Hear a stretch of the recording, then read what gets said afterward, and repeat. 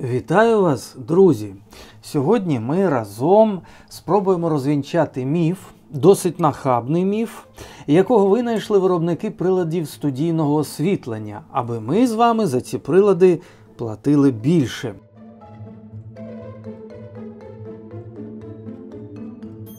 Прилади постійного студійного освітлення набувають все більшої популярності. Вже багато колег мають їх вдома для фотозйомки, предметки, портретної тощо і для відеозйомки, як комерції, так і влогів. Сьогодні до нас приєднався магазин Filmex Pro, за допомогою сайту якого повчимося аналізувати пропозицію. Аналізувати ринок важливо. Як в попередніх випусках ми з вами заходили на фотобарахолки і розглядали БВ та застарілі камери, так сьогодні спробуємо ретельно оцінити нові і сучасні прилади постійного освітлення. Коли ми з вами вирушаємо до китайського магазину по прилад студійного освітлення, то дивуємося розмаїттю цін. А що так? Запитуємо. Та оцей прилад, бачите, шумить під час роботи, а цей не дуже, а оцей найдорожчий зовсім тихий. А підсунемо до приладів постійного освітлення мікрофони близенько. Та послухаємо.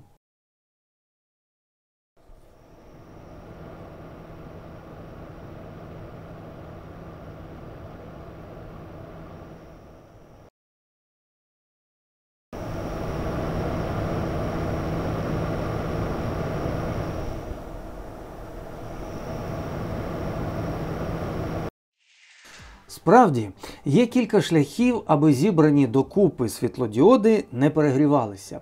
Перший – це пасивне охолодження. Всунути студійне світло радіатора, що відповідно збільшить вагу та розмір. Радіатор себе, звичайно ж, виправдає. Принаймні ваші нерви будуть спокійні. Нерви дорожчі за гроші. Декого з себе виводить шум кулерів, але... Давайте подивимося, як обрати прилад постійного студійного освітлення з пасивним охолодженням на сайті filmexpro.com. Друзі мої, заходимо на сайт Filmex Pro, вишукуємо світло і LED-моноблоки. Я ще за старою звичкою називаю їх світлові голови.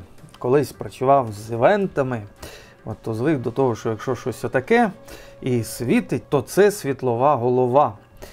Так, ну тут багато всього різного, і щоб не відшукувати, 7 сторінок, може і більше, в нижній лівій частині є дуже правильне посиланнячко. Тип охолодження активне, аж 112 найменувань товарів, і пасивне 5 найменувань. Ну, давайте подивимося, що тут взагалі пропонувалося, що пропонується і що з усього цього ми можемо потенційно зустріти на ринку. Так, було LED-світло SmallRig. Ну, SmallRig – це та фірма, яку я надзвичайно поважаю, тому що у них справді, це не реклама, це справді гарна якість продукції. Я б сказав, що якщо ви хочете надійність, то SmallRig це забезпечить.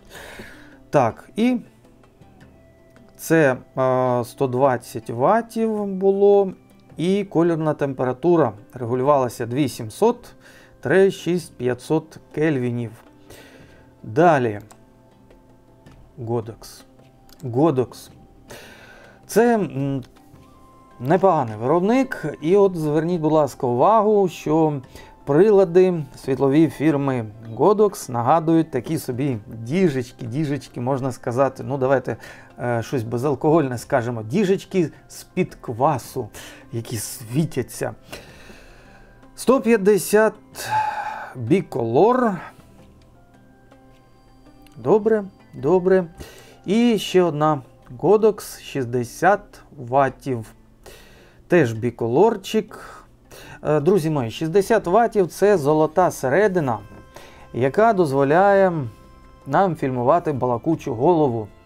60 ваттів – це надзвичайно популярний надзвичайно популярна потужність приладу з давніх вже давен, відколи взагалі почався влогінг з отакими от типами світильників, розрахованих під багато видів насадок. Універсальні, скажімо так, типи світильників. От 60 Вт, це от мене можна зафільмувати чи зафотографувати, ще когось поруч, по пояс, скажімо так.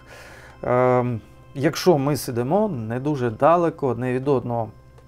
60 Вт, біколор, це непогано, це добре. І зараз є Yongnuo Lux 160 Kit. 160 Kit, тобто щось там є. Окрім саменької світлової голови. Так, потужність 180 Вт. Це те, про що я казав. Друзі мої, 160 вказано у назві, але насправді номінальна потужність 180 Вт. Звертайте увагу, бо виробники часто вказують в назві світлового приладу якісь цифри, вони не завжди відповідають справжній, реальній потужності цього приладу. Буває, якщо гарний виробник, то він може написати 160 в назві, а прилад видасть 180. Або в назві напише 50, якщо не дуже гарний виробник, а насправді видасть потужність 45-44 Вт. Тут треба дивитися. І от даний прилад, колірна температура тільки одна. Денне світло 5600 кельвінів. І це, можна сказати, непогано. Так, це не біколор. Не біколор. Але це також означає, що абсолютно всі світлодіоди будуть задіяні за максимальної потужності приладу. Він видаватиме більше люксів на певній відстані, на квадратний метр, ніж біколор. Ну, якщо ви цього не знали, то мотайте на вуса. І індекс кольорової передачі не найвищий, буває 96 плюс зі 100, тут 95, але цілком достатньо. 95% зі 100 CRA, тобто 100 – це еквівалент сонячного світла, і до нього наближений даний прилад 95% від справжнього сонячного світла, тобто це достатньо чисте світло, наближене до сприйняття сонячного. І цей прилад може живитися від мережі змінного струму, окей, все добре, і від акумулятора V-mount. А оце вже цікаво. Це означає, що 160-180 Вт через рефлектор або іншу насадку можуть працювати на вулиці. Це якраз 60 Вт на вулицю, ну, через рефлектор трошечки може посперечатися із сонячним світлом за особливо сприятливих умов, але 160-180 Вт це вже достатньо серйозно.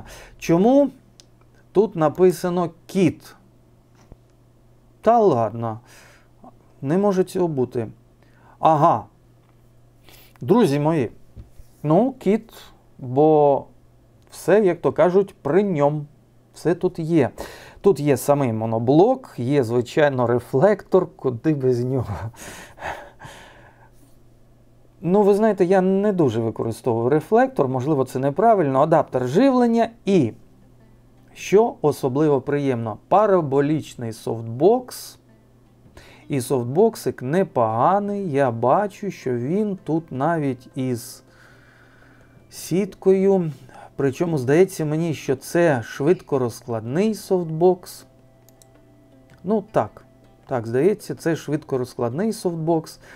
І є сумка для переноски цього добра. І це надзвичайно теж добре, надзвичайно приємно. Сумка нам потрібна. Бо коли ти береш прилад з ящиком картонним, то тягатися з ним не дуже зручно. Я не кажу не дуже солідно, але не дуже зручно. Цей ящик можна довго берегти, але він все-таки псується. Сумка – це набагато краще. Отже, оці чудові прилади, моноблоки, які мають вбудовані пасивні розсіювачі, вони, в принципі, непогані, але їхній розмір означає, що все-таки давайте пізніше подивимося на прилади з активним охолодженням. Вони мають бути меншими. Поклав до рюкзачка і пішов собі фільмувати.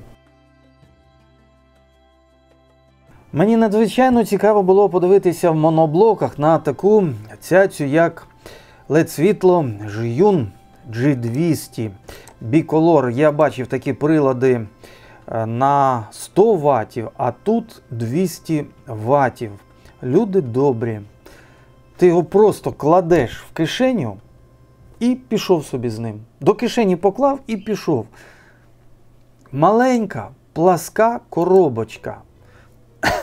Моноблок на 200 ватів. Регулювання яскравості 0-100%. Надзвичайно чутливий. Індекс передачі кольорів CRI 95, TLSI 97. Непогано, непогано, але яке ж воно крихітне, люди добрі. Я дуже хотів би собі такого приладу. Щоправда, отут, я так розумію, охолодження завдяки препотужному кулеру йде. Я абсолютно не знаю, який там звук видає цей кулер. Те, що він шумить, це однозначно, але наскільки? Ні, я бачив, я дивився огляди з-за кордону. Використовують, беруть для інтерв'ю ці прилади, але мені почути, як то кажуть, якби ти дав мені гроші, то я б собі купив. Ну, а тут по передзамовленню придбати такий прилад можна. Якщо оснастити прилад постійного освітлення кулером, то під софтбоксом оселиться маленький Карлсон. І от серед відеознімак шириться думка, що краще переплатити за тихий і більшенький прилад студійного освітлення з пасивним охолодженням, мовляв, шум кулерів обов'язково накладеться на голос людини в кадрі. На виході отримаємо брак, зйомка на шкереберть і взагалі, мовляв, прилад студійного освітлення з активним охолодженням краще ставити якнайдалі від балакучої голови. А давайте перевіримо, чи справді шум кулерів світлової голови накладається на голос спікера і наскільки цей шум заважає. Ми задіяли прилад світлового еквіваленту 200 Вт. Увімкнений він лише на 7%, але кулер охолодження в ньому працює потужно і рівномірно. За хвилину перевіримо, що записалося, а поки що скажу, що можу дотягтися до софтбоксу рукою, а сам прилад від мене десь в 60-70 сантиметрах. Лайфхак по світлу. Щойно ми писали звук на вбудований мікрофон камери. Я не можу відставити світлову голову подалі від себе з 3 причин. По-перше, маю такий творчий задум. Вузький промінь світла, який торкається мене лише краєчком і виокремлює, а тіні прим'якшать фон. По-друге, чим світло ближче, тим воно м'якше, а чим далі, тим жорсткіше. Хочу в кадрі ніжний світлотіньовий малюнок, тому прилад ставлю ближче.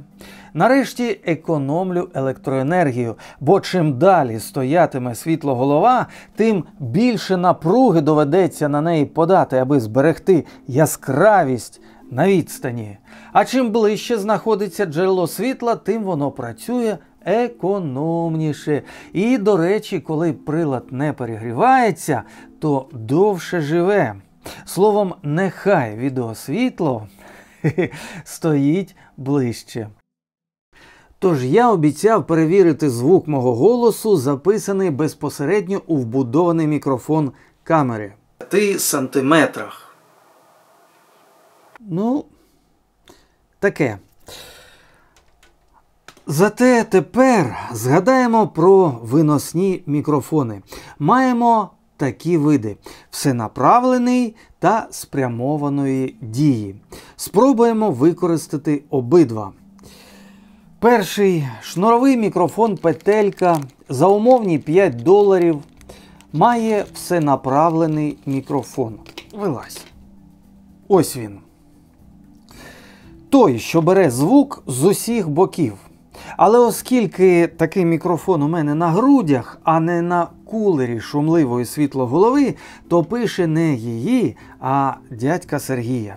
Між мною та приладом постійного світла сантиметрів 60-70 я можу його торкнутися рукою. От ви зараз, ви чуєте звук кулера? Я не дуже чую звук кулера.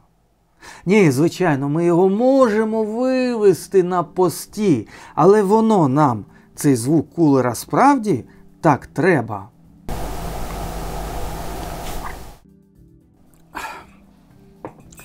Тепер випробуємо недорогий і демократичний мікрофончик спрямованої дії.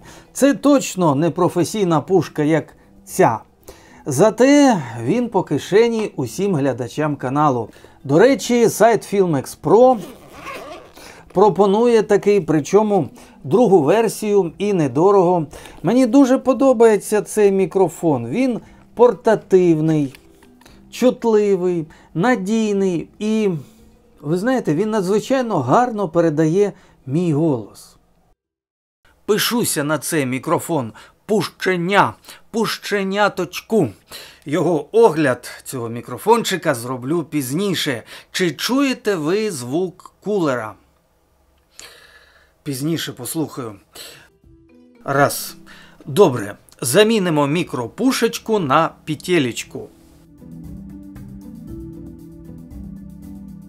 Ви знаєте, вперше на ефект мікрофонів, котрі за правильних налаштувань камери, інформація про правильні налаштування для запису звуку є на каналі для спонсорів лише за вартість чашечки кави.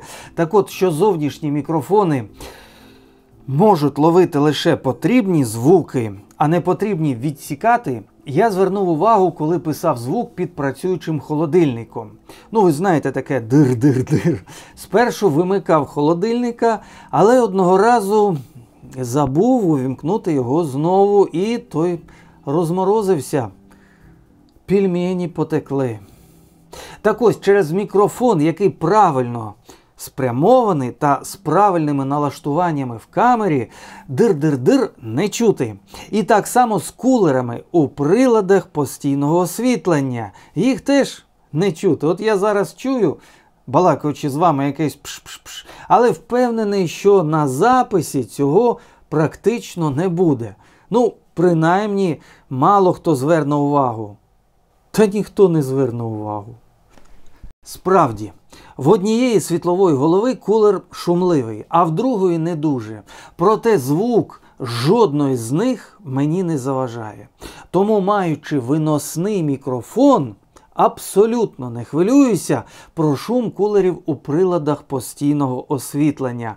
Тому, якщо купувати в магазині, то просто візьму джерело світла, яке виявиться зручнішим за ціною, вагою та об'ємом. І, відповідно, за функціоналом. За непотрібний функціонал переплачувати не збираюся. Я б охоче придбав собі Nanlite Forza 60C RGB. Мушу сказати, що цей прилад мініатюрний і в нього достатня потужність для запису балакливої голови. Звичайно, в нього менша потужність, ніж у приладів Monocolor або Bicolor, але він маленький, легенький, його, як і цей, можна покласти в долоньку, майже нечутний. Яскравість регулюється від 0%, тобто він точний і економний, але його справжнє завдання – це створювати фон і атмосферу. Ну, RGB! До того ж, він працює від акумуляторів. В комплекті спеціальна акумуляторна ручка. І я б такий узяв не лише для зйомки відео, а й для творчих експериментів з фотографією. Єдине, що байонет Mini Bowens. Але в наборі спеціальний перехідник. Питань нема. Посилання на сайт Filmex Pro розташую під випуском. Приємний магазин, коли ще пошарюся в нім. А сьогодні ми розвінчали один з міфів, якого винайшли виробники приладів студійного світла, щоб ми обирали функціонал, який нам не завжди потрібен. Я підключив прості, недорогі зовнішні мікрофони до камери, і звук навіть досить шумних кулерів приладів постійного освітлення зробився для глядача, слухача нечутним або малочутним, який ви, до речі, можете спокійно прибрати в програмі Adobe Audition, якщо раптом все-таки щось там начуєте.